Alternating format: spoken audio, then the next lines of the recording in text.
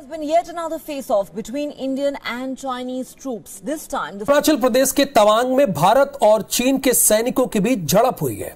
Big breaking news coming in. Explosive new facts about the Tawang clash between India and China. Exclusive scoop. अब तक हमारे पास जो खबर है उसके मुताबिक भारत और चाइना के सैनिकों में पेट्रोलिंग के दौरान ये झड़प हुई है. The clip appears to show a previously unreported clash between Indian and Chinese troops in September 2021. बड़ी खबर है तवांग से जुड़ी हुई, LAC से जुड़ी हुई. तवांग में पिटने के बाद लद्दाख में चीन की. नमस्ते दोस्तों, तो आज हम बात करने वाले हैं इंडो चाइना बॉर्डर डिस्प्यूट्स के बारे में. हम ना जाने कितनी बार न्यूज़ में सुनते हैं कि इंडिया और चाइना में डिस्प्यूटेड बॉर्डर्स को लेकर टेंशन बढ़ती जा रही है, चाहे फिर LAC में फायरिंग इंसिडेंट्स हो या फिर मैकमोहन लाइन पर चाइना की मूवमेंट्स बढ़ना. और ना जाने ऐसी कितनी ही ज्योग्राफिकल लोकेशंस प्रेजेंट हैं इंडो चाइना बॉर्डर पर जहां इंडिया और चाइना की क्लैशेस होती रहती हैं. और यही छोटे छोटे क्लैशेस डोकलाम और गालवान जैसे बड़े इंसिडेंट्स में तब्दील हो जाते हैं. तो एशिया के दो सबसे ताकतवर देशों के इस बॉर्डर डिस्प्यूट्स को समझने के लिए हमें जाना पड़ेगा 7 to 9 सेंचुरी में, जब चाइना को रूल कर रहा था तिब्बतन एम्पायर. तिब्बतन एम्पायर खुद आज के नेपाल, गिलगिट, लद्दाख और अरुणाचल प्रदेश के साथ बाउंड्री शेयर करता था. इस एम्पायर का मेन रिलीजन भी बुद्धिज़्म था और उस समय भी इस रीजन को खुद तिब्बतन एम्पायर ने कभी इतनी इंपॉर्टेंस नहीं दी, क्योंकि यह रीजन सिर्फ एक सीजनल ट्रेड रूट की तरह ही यूज़ होता था और सिर्फ गर्मियों में ही यूज़ होता था, क्योंकि ठंड में वहाँ बर्फ़ जम जाती थी और यह मार्ग बंद हो जाता था. तिब्बतन एम्पायर का मार्युल डायनेस्टी उस टाइम भारत से जुड़ा हुआ था और बाद में इसी एम्पायर को लद्दाख रीजन के नाम से जाना जाने लगा. फिर मार्युल किंगडम को नामग्याल डायनेस्टी ने रिप्लेस किया, जिसका टाइम पीरियड था 1460 से 1842 तक. नामग्याल डायनेस्टी के दो इम्पोर्टेंट राजा हुए. पहले थे ताशी नामग्याल, जिन्होंने नामग्याल डायनेस्टी को नेपाल तक एक्सपेंड किया था, और दूसरे थे सेंगी नामग्याल, जिन्होंने लाचन बलकर पैलेस बनवाया था, जो आज ले पैलेस के नाम से फेमस है. जिस समय चीन में नामग्याल डायनेस्टी रूल कर रही थी, उस समय भारत में दो एम्पायर आए थे. पहले थे मुगल्स उस समय भारत पे रूल कर रहे थे और उनके अंडर में कश्मीर और गिलगिट वाला एरिया आता था और उस पर मुगल्स डायरेक्टली रूल कर रहे थे. लेकिन उन्होंने कभी लद्दाख पर डायरेक्टली अटैक या रूल नहीं किया था, दो लद्दाख उनके स्फीयर ऑफ इन्फ्लुएंस में ज़रूर आता था. लेकिन 19th सेंचुरी आते आते मुगल्स वीक हो रहे थे और उस समय भारत में सिख एम्पायर महाराजा रंजीत सिंह जी की लीडरशिप में शक्तिशाली एम्पायर के रूप में उभर रहा था. महाराजा रंजीत सिंह जी ने 1819 में कश्मीर पर कब्जा कर लिया था और उन्होंने गुलाब सिंह जामवाल, जो कि एक डोगरा राजपूत थे, उन्हें लद्दाख पर कब्जा करने को कहा था. जिसके बाद गुलाब सिंह जी ने अपने आर्मी जनरल जोरावर सिंह जी को लद्दाख पर चढ़ाई करने को कहा था. जोरावर सिंह जी सिर्फ 4000 सैनिकों के साथ लद्दाख पर कब्जा करने के लिए पहुंच गए, जहां उनकी भिड़ंत हुई नामग्याल डायनेस्टी के साथ. यह बैटल सिनो सिख वॉर के नाम से भी जाना जाता है. जोरावर सिंह जी ने नामग्याल डायनेस्टी को खदेड़ते हुए लद्दाख पर कब्जा कर लिया और वो यहीं नहीं रुके, बल्कि और आगे बढ़ते चले गए. लेकिन इस समय तक तिब्बत पे राज कर रही थी चाइना की सबसे खतरनाक डायनेस्टी क्विंग डायनेस्टी, और क्विंग डायनेस्टी ने जोरावर सिंह जी को हरा दिया और वह भी आगे बढ़ते बढ़ते लद्दाख पहुंच गई, जहां गुलाब सिंह जामवाल ने क्विंग डायनेस्टी को हरा दिया और वहां पर उन्होंने की ट्रीटी ऑफ चुशूल, जिसके बाद बॉर्डर रिस्टोर हो गए थे जैसे कि लड़ाई से पहले थे. अब महाराजा रंजीत सिंह जी के बाद उनके 7 साल के बेटे दुलीप सिंह गद्दी पर बैठ गए थे और अंग्रेज़ों ने उन्हें हरा कर अपने साथ ट्रीटी ऑफ लाहौर साइन करवा ली थी, जिसके तहत पंजाब अब अंग्रेज़ों के पास चला गया था.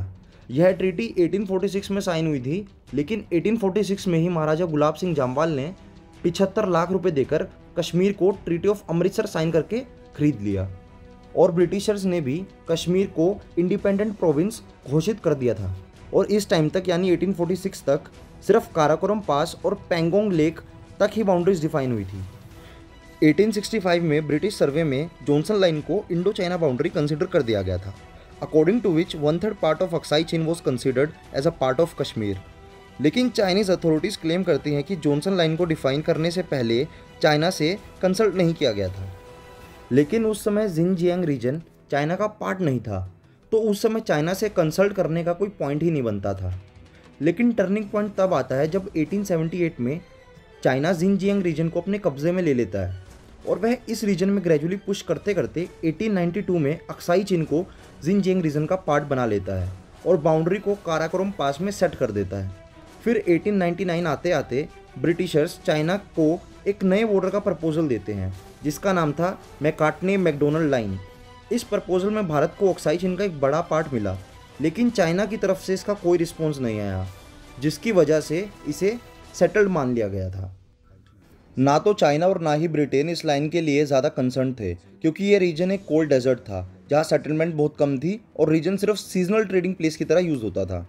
1911 आते आते क्विंग डायनेस्टी का डाउनफॉल हो गया था और चाइना में सिविल वॉर स्टार्ट हो गई थी।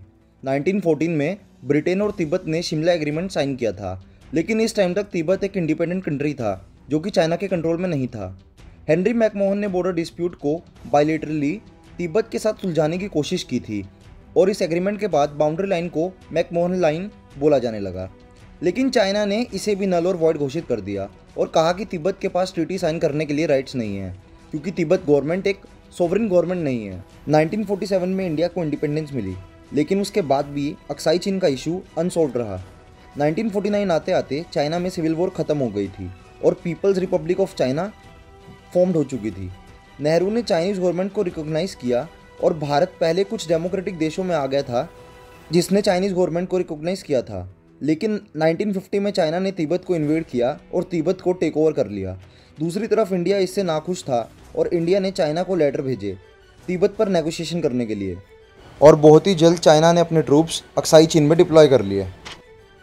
इंडिया ने कभी चाइना के साथ वॉर करने का सोचा भी नहीं था, क्योंकि इंडिया की पॉलिसी थी चाइना के साथ फ्रेंडली रिलेशनशिप एस्टेब्लिश करने की, और इसलिए 1954 में इंडिया ने चाइनीज़ रूल को भी एक्सेप्ट किया था तिब्बत में under the principle of Panchsheel.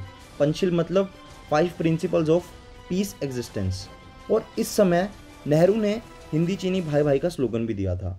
1956 में चाइना ने जिनजियांग रीजन और तिब्बत को कनेक्ट करने के लिए अक्साई चीन में रोड बनाना स्टार्ट कर दिया था, जिसका पता भारत को बहुत बाद में लगता है।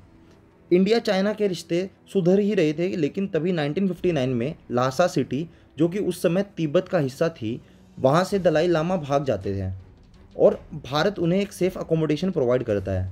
लेकिन यह बात चाइनीज़ लीडर माओ जेडुंग को पसंद नहीं आई और वह अब भारत को एक थ्रेट के रूप में देख रहा था। सितंबर 1959 में चाइना ने नेफा और अक्साई चीन को मैप में चाइनीज़ टेरिटरी शो किया और चाइना का पार्ट बताया। नेहरू ने इस इंसिडेंट की कड़ी निंदा की और अक्साई चीन और नेफा को इंडिया का इंटीग्रल पार्ट बताया। नेफा मतलब नॉर्थ ईस्ट फ्रंटियर एजेंसी, जो कि आज का अरुणाचल प्रदेश है। 1960 में नेहरू और जाओ एनलाई मिलते हैं, लेकिन डिस्प्यूट अभी भी अनरिजॉल्व ही रहा और 1962 में बिना किसी वार्निंग के चाइना ने इंडिया पे 20 अक्टूबर 1962 को अटैक कर दिया। इंडिया इस वॉर के लिए तैयार ही नहीं था और इंडिया ने वॉर का कभी सोचा ही नहीं था, क्योंकि इंडिया की पॉलिसी थी सिर्फ फ्रेंडली रिलेशनशिप मेंटेन करने की, और इसीलिए इंडिया के 20,000 सोल्जर्स ने चाइना के 80,000 सोल्जर्स को मुंह तोड़ जवाब दिया। वॉर के बाद जो सीज फायर लाइन बनी वही फिर LAC बनी, लाइन ऑफ एक्चुअल कंट्रोल, और आज भी इंडिया और चाइना के बॉर्डर डिस्प्यूटेड हैं और आज भी इंडियन और चाइनीज़ सोल्जर्स के बीच ये झड़प होती रहती है।